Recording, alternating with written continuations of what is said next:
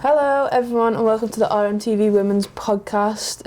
You'll notice that we're not in the usual set. We've been booted upstairs because something else is going on downstairs, so apologies for just the one single frame on us. But you know, the show must go on. We'll do what we can. Do what we can. Topics of discussion today include Liverpool versus Manchester City. The Ballon d'Or was announced on Monday evening. We'll give our thoughts and opinions on that. So Liverpool, Manchester City then. We both attended. Do you know what? I had a really good day. It was an alright day, you know. It was a nice day. Yeah, it was. Yeah. Can you agree? It was cold. To be honest, it started off really warm and then it suddenly just got very cold. Yeah, very quickly. The first half I was like, I don't need my coat on, I'm actually quite warm. I know, everyone was pure sat there in t-shirt and like a t-shirt and like a jacket. And then something just happened and it was like pure, the sun. like -2. And I was like, yeah, no. It was literally so, I couldn't feel my fingers, I couldn't feel my face, I couldn't feel my toes, I couldn't feel my legs, I couldn't feel anything. Cool. We lost 1-0. It's a regular occurrence for us this season, 1-0 defeats. But to be honest, like if you look at overall performance, we actually played quite well. Yeah.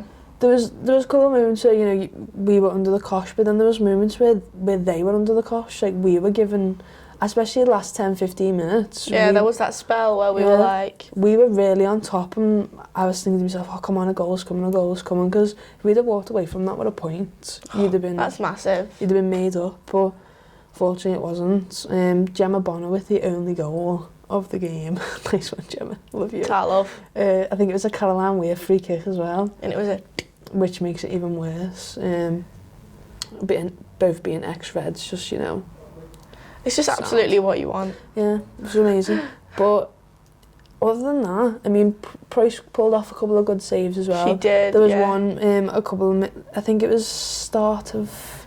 Are you talking about the tip over the bar? There's that one, but the one with Ellen White, where Ellen White sort of shrugs off Fahy and then goes for like the opposite corner and Price gets like her fingertips to it and like goes around the post. Fahy had a bit of a tough trial. She did, against but she Ellen also could White. have scored 2 goals.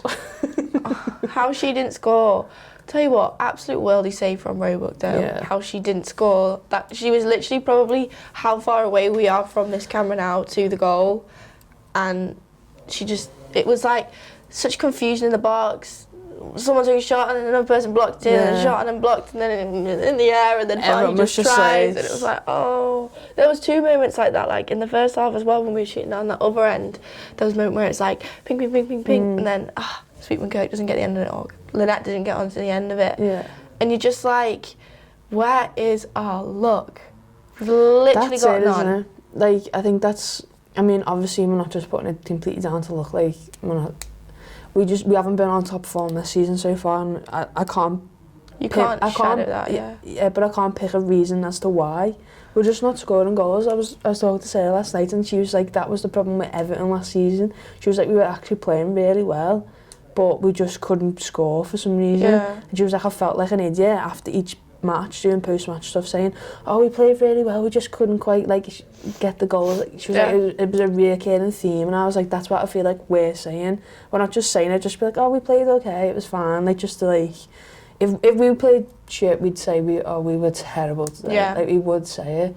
But like, the last 2 games, Arsenal and Manchester City. It's just generally not been the case that they've actually played badly. Like, they've played some really good football, especially against Arsenal as well. Like, I've said this so many times, but if Sophie Bradley doesn't hit the post and that goes in, that's a whole different game. You're thinking, is that going to be where our season turns? Yeah. Like, 1-0 up against last season's champions, playing good football. But I think it's got a lot to do with the fact that Kirsty Nollet's taken up a new role, and I think she's sort of making things happen. Yeah. She's so much, to be honest with you, last season, like towards the back end of last season, I was thinking, I don't see it. I don't see what she brought to the team. But this season with the sort of like a false number 9, number 10 role, she's picking up the ball deeper, and she's good at driving with the ball. She's good at holding it up, because obviously she is a centre forward. She's good at holding it up but she's doing it from a deeper role. So if she's holding it up, it means the wingers can go, Sweetman Kirk can fly. Like, it seems to be working really well, and it's allowing sort of Bailey as well to get a bit more involved. Or equally, it's allowing Bailey to drop back with Roberts and hold the two, sort of like a two defensive mid role. So I think that's got a lot to do, especially over the last few games. I think she started doing this role against Everton at Anfield. Yeah. I think it worked really well. I think she might have done it in the game before that as well, like briefly. Oh, okay. And then, but I think for her first start, it was Everton. Yeah. Yeah, but it just seemed to work, and Mel Lawley on the wing works a lot better than she does in the middle. Like, although she is a bit of a, I think she was put in the middle because we'd lost Laura Coombs and Christy Murray was out injured, because she was filling that gap. You needed a creative player in there, and obviously no disrespect to Roberts or Bailey, they're not necessarily as creative as Mel Lawley or Christy Murray. So I think she was sort of put in there, but now Lynette's found this new role. Christy Murray's back in the side, like getting a few minutes here and there. I think she's now got the ability to go out onto the wing and sort of press from that side rather than from the middle. Yeah, I agree. She's been probably stand out in the last couple of games. Yeah, 100%. Obviously the derby, we had everyone was spot on, amazing. Then we played Blackburn and 6-0. That's a good result. And then you're coming up against Arsenal, City. We've got West Ham on Sunday, and then the next WSL game after that's the 15th, which is Chelsea at home. And it's like, oh, for God's sake, like, we're probably coming into a good period of like fixtures. Yeah. In the new year, like I think some beatable games there. We need to try and like, sorry, but a board over there's got all the fixtures on. That's what we're looking at. But first game back after January's Brighton, and then we play Man United at home, and then it's Bristol away. They're all, I think, if you get 2 wins out of 3 there, I think you're starting the year off right. You can. We're going to be honest. Relegation is an actual battle for us now. It is. We're still there. We're going into Christmas. You know, that's not where you want to be. No. But you can turn it round. You can get out of that relegation zone, because you know Bristol have played well so far, but they're not flying. Same with Brighton and all them. Like, we got beat by Arsenal 1-0 away from home, and then they went and absolutely thumped Bristol 11-1. A couple of days later, but Bristol are above us in the table. That's what you've got to look at. Our performances are there, we're just not scoring, and ultimately that's what wins you games. Yeah. I don't know, I just can't explain, or I don't know what it is. It's the reasons why. I feel like what we need to start doing is replicating the performances that we put against the bigger teams into the games against West Ham, against Bristol, against Brighton. Obviously no disrespect, but you need to start replicating those performances in order to actually pick up points. So it's all very well saying, oh, we played really well against City. Well, keep that tempo. Play really well against West Ham, who aren't as daunting as City. Yeah. In all honesty, like, I know they beat United last week, but they're not as scary as like saying, oh, we're playing against Arsenal this week. Arsenal away, oh God. If we play against how we played against Arsenal at their own gaff, like, we'll smash West Ham. Like, and I think they know, Vicky Jepson knows that, like, they need a bit of consistency in the way that they perform. You can't just have a worldy few games against the top sides and then have a terrible drop off in the next few games against the lower sides. Like, it's not how football works. You need to be consistent throughout. Like, Liverpool men are doing that. They're consistent throughout, whether it's City, whether it's, I don't know, Norwich, whether it's anyone lower down the table. Like, it is about consistency now, and there needs to be consistent grinding out of these performances. And ultimately, scoring goals is an issue. But Vicky said towards post-match, like, she sees them every single day, and she sees them banging in the goals constantly. Yeah, they're doing extra training and all stuff like that. Exactly. So it's like the evidence is there. It's just now replicating it in the game situation, which I think is the thing that they're gonna have to look quite heavily towards in the new year. Yeah, it's going to come. It's just a case of being patient and just supporting the team and just hoping, fingers crossed, that we do get. We just want to win. Please just win on Sunday, please. Please. Would you class this as news? Or What? is it a section of its own? This is news. News. So, Ballon d'Or then was announced on Monday evening. I didn't watch the ceremony itself, I was just keeping up with it on social media. I'm sick of the terrible presenters of these kind of shows, so I just left it. They just make me cringe, so I'm just like, Yeah. oh, I'd rather not. And there's loads of like faffing about in between. They're giving, like, no one's bothered about seeing someone speak. Like, they just No one's want, asked about a contemporary performance. Yeah, they just want to see who wins. They drag it out. It could be done and dusted in an hour. It But they drag it out for It's like a 2.5 hour ceremony, and It's you're like, just like, oh my god. Megan Rapinoe took top spot. Literally, I'm sorry, but I'm fuming. I'm sorry, but I am. The top three was Rapinoe, Bronze in second, and then Alex Morgan in third. Right, here we go. I Initially, what are you thinking? Initially, when I seen Rapinoe won it, I was like, not surprised. Oh no, I'm Not surprised one bit. But I tweeted about it, I was like, not surprised one bit. In the last, like, 4 months, Rapinoe's done well in the World Cup, and then she's done...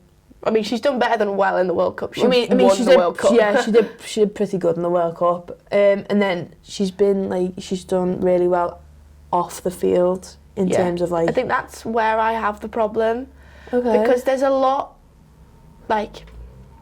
To me, Ballon d'Or is, yes, winning trophies, but also it's the balance of performing well for your club, performing well for your country, things like this, performing well in every single game you play, scoring goals, in the defender's case, clean sheets, tackling, just being authoritative. But I feel like, don't get me wrong, I am probably eternally grateful for the amount of work Megan Rapinoe's put in to improve in the world of women's football, and no one can ever take that away from it because it's in history now. But I think that deserves a different award. I don't think it's a Ballon d'Or award. When you think of Ballon d'Or, you think of the football. You don't necessarily think of things that go off, like that happen on the pitch. Like it's another award. It's like a hero award. Do you know what I mean? In that sort of area, like inspirational like award. contributions to Exactly. XYZ. Like she's a massive part of women's football now, and as I said, like every one of us, whether you're a player, you're a fan, you just occasionally watch women's footballs. Like she's changed the view on it. Like we obviously we say thank you to her for that. But as I said, when I think about Ballon d'Or, I don't think about things like that. I think about the football. And to me, she's not done enough in terms of, yes, the World Cup absolutely smashed it. Like, and on that side of things, 110%. But when you think of the year before, Hegerberg, for example, how many goals did she score? How many times has she been to the Champions League final with Leon? She won the League Cup, she won the Champions League, she won all the other ones that happen in Spain that I can't think of the name. But she won every single one, consistently scoring hat-tricks, consistently scoring goals, being part of the team, winning all those trophies, playing her best football. That's why she won it. And then when you look at Rapinoe, like you have the stats for the amount of games she's played. A lot of people watching this or not following won't even know which team Megan Rapinoe plays for. No, so because she's not made an impact with it. Yeah, well, she plays. If you don't know, she plays for Rain FC in the NWSL. She hasn't really done much for them this season, to be honest. They reached the playoff semi-finals. They got beat by Carolina Courage there, but she was out. She came back from the World Cup. I think she played like one game, and then she was out injured for a couple of weeks, and then came back for like the final 2 or 3 games, I think it was. Hasn't scored, like hasn't assisted, all that type of stuff. Like she was there, just playing. Obviously, but she hadn't excelled. No, I'd say. She obviously goes to the World Cup, gets top scorer, gets player of the tournament, wins her second World Cup. Phenomenal job, well done, Megan. I think the Ballon d'Or represents everything as a whole. That's the only issue I have. Exactly, and then it's going to look like we're campaigning for bronze Bronze should have won. No. We're not at all, but we're looking at the top 3. So like Lucy Bronze came second. She's in the last year she's won 2 league titles, 2 Champions Leagues, 2 domestic trophies in France, the She Believes Cup with England, 4th in the World Cup with England. Did she win Women's Player of the Year or something? She got 2nd in the FIFA Best. That's the one, yeah. Because Rapinoe won that as well. Yeah. So like, you know, she scored goals for Lyon this season. She scored that one goal in the World Cup. She's like been an absolute pivotal key player in Lyon's winning of the Champions League, of the league. They won the treble, didn't they? They won the treble, yeah. Like, she has won everything that she possibly can. Semi-final of the World Cup, scored at the World Cup. Yeah. Like, and, you know, she falls second to Rapinoe again. Like, she had no complaints. I mean, you don't know what said behind closed doors, but she was very gracious in defeat each time. Oh, yeah. But then Alex Morgan in 3rd. Now, this one just This one's not absolutely right. tears me apart, man. It isn't right, to be honest. She beat out with Sam Kerr, Miedemar, Even Rose Hegerberg. Lavelle. Like, Alex Morgan this season won our World Cup. Got 6 goals. I think it's 6 goals in the World Cup. All of them came against... 5 came against Thailand. Yeah. And 1 against England in the semi-finals. But then for Orlando, she scored a couple of goals for Orlando this season. She's not hardly played for them. But she's hardly played for them. She, like Rapinoe, she came back from the World Cup. She was injured. She played 1 game and got a concussion. And now she's pregnant. And pregnant. was out for like 2 or 3 games. And then a reoccurring knee problem left her out for the rest of the season. Orlando finished bottom of the league, didn't do anything. And then now she's pregnant, so she's not... She's not back for a year She's not, yeah. Supposedly she might come back for the Olympics, but who knows. But yeah, like, again, what she done is that she is the poster girl of women's football. She is the poster girl of America, the US women's national team. But you can't just give her that for that. Do you get what I mean? Like, that's not what that award's for. Yeah. That's what I'm saying about Rapinoe as well. This kind of things aren't what the Ballon d'Or's for. No. This is just my opinion. Other people might not agree with me, but I don't think it's for that. No. It's for football. It's recognising football talent achieved in a year. Yeah. So why Alex Morgan is 3rd, I do not know. No. I do not know. Sam Kerr, I think, has been very harshly treated because everyone expects it from her, so it's not a shock when it happens. And then me and you, Julie Ertz. She wasn't even like in the top 20. Like that was baffling to me. Yeah, that was absolutely baffling. She's literally done. She's literally like Rapinoe and Morgan. She won the World Cup. She didn't score. But she had a phenomenal. She's not a scorer. She's like a defensive midfielder. She had a phenomenal tournament. She then reached the playoff finals with Chicago Red Stars, like led them to nearly their first title, and she's not even in the top 20. And it's like who's sitting down and who's deciding? Who are these people that are just like? Who are these people they're allowed to decide? Because it doesn't make sense. It's like one rule for one and one rule for another. Yeah, and it doesn't make sense. Yeah. It is baffling. It is baffling. Like, I don't know. You know what? What's happened. Like, I think it'd have been a different like, story if the World Cup wasn't this year. I think it would have been a different outcome. If the World Cup wasn't this year, Megan Rapinoe wouldn't be anywhere near it. She wouldn't be on the headline stories like she is. No. But like, fair play, she's took her opportunity. We're not hating on her though. Like, she is a great footballer and she's authoritative and she works hard. But I just don't think. We just don't think that she should have took top spot there. Yeah. She just didn't.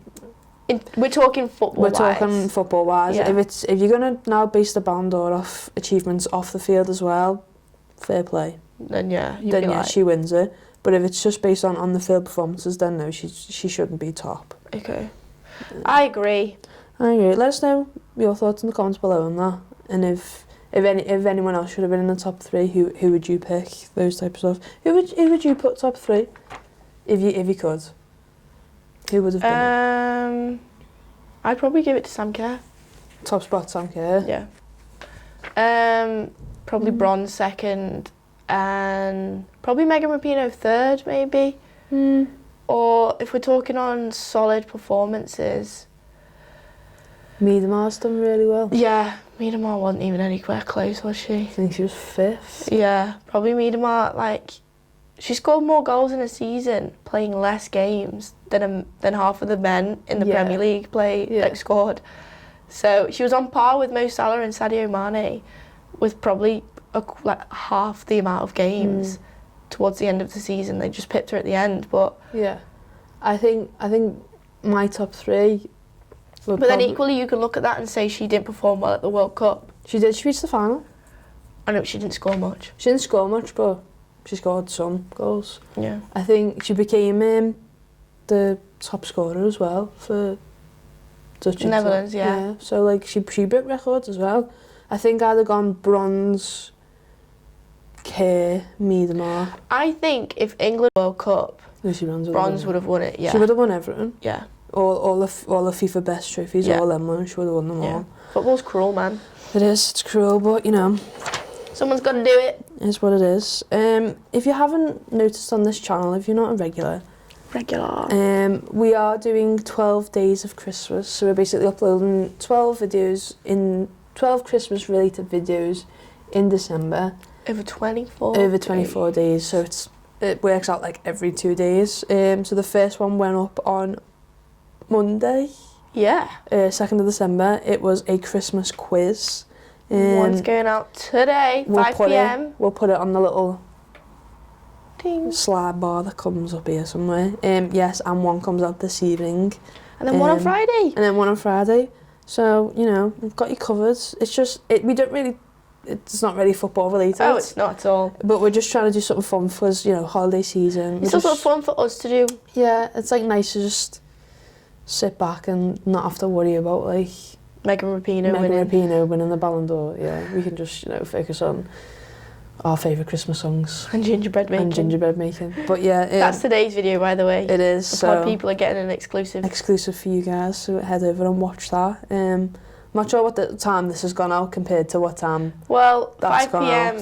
The video is scheduled for. Yeah. We're doing 5 p.m. every single upload day. Yeah. It's going to be 5 p.m. Yeah, so watch that. Give us a like on them ones. Yeah. We need some more suggestions as well, because we've run out of ideas. Yeah. For what type of Christmas videos you want. So let us know in the comments below if there's any in particular that you'd like to see us film or do. Literally anything. We'll do anything.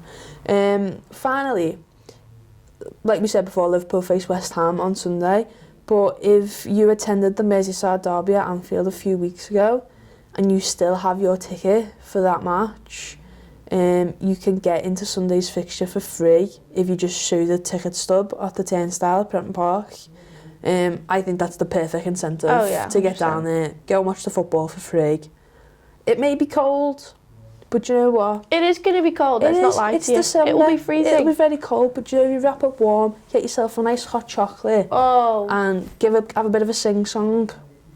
What more could you want? 2 p.m. kick-off, so yeah, let your friends, let your family know. If they all went to the derby, get down to Prenton Park, give the girls a good crowd, and hopefully lift them towards a win. But everything's always better when it's free as well. It is. It's always better when it's free. But yeah, that is the end of the podcast. Wow. Bit of a short one today, but you know, got loads to do today. Loads of stuff going on today. We've got loads of content going out these next few weeks. Yeah. So I think that makes up for it. It does. But yeah, thank you for watching. Thank you for listening. Remember to like the video, comment, subscribe to the channel, and we'll see you all next time with a new podcast. Bye.